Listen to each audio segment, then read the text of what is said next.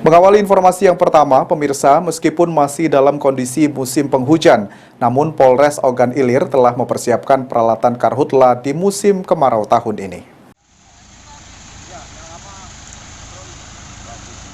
Pengecekan peralatan sarana dan prasarana karhutla dilakukan Wakapolres Ogan Ilir, Kompol Bita Indrawati di halaman Mapolres Ogan Ilir.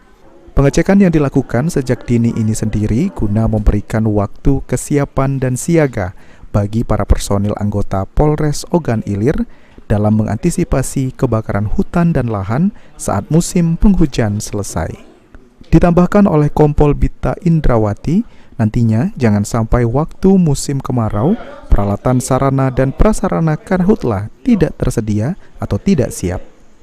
Oleh karenanya, Polres Ogan Ilir juga menghimbau kepada masyarakat agar menjaga Ogan Ilir bebas dari asap hutan tahun ini. Ahmad Romawi, PAL TV.